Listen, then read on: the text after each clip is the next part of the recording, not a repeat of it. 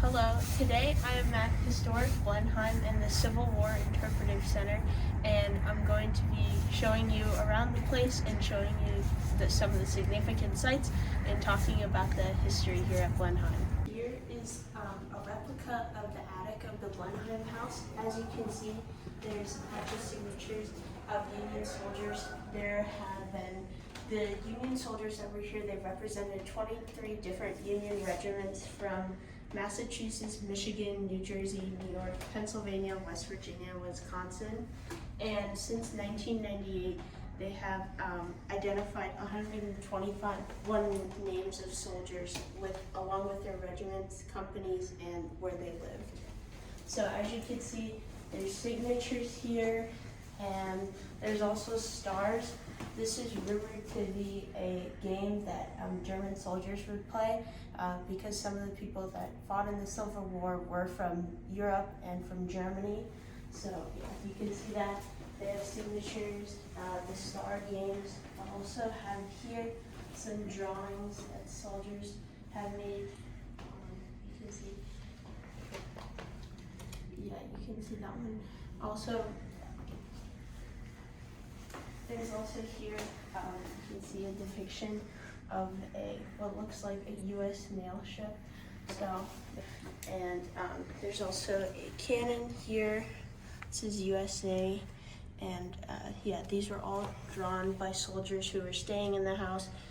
Most of the soldiers who were staying in the house were either here because they were sick towards the later part of the war, or towards the beginning they were staying there to get trained and to rest at the house. Here is the Blenheim house. This house is a part of the National Register of Historical Places, but this house was built in 1859, right before the Civil War, by Albert Wilcoxon, which was the owner of this farm. This is a 367-acre farm, and he lived on here with his family, and they also had 6 enslaved people. This house was a Greek Revival style building, and this was a grain farm. It later became a dairy farm.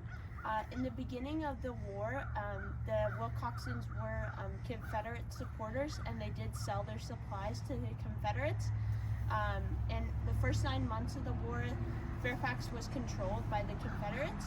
But then in 1862, the Confederates started moving south, and the Union took over this place, and they kicked out the Wilcoxon family, and they made it into a training and resting area for soldiers.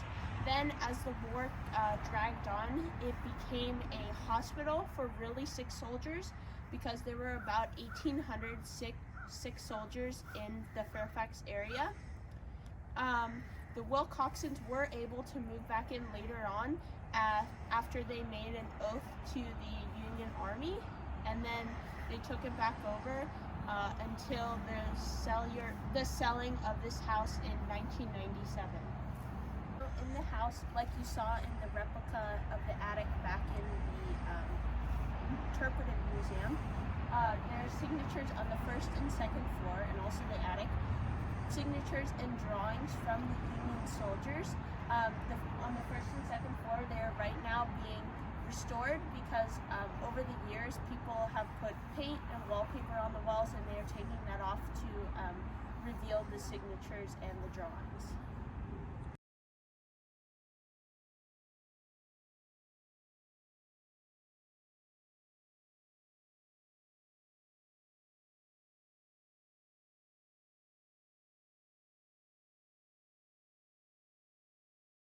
Here is the Wilcoxon family cemetery.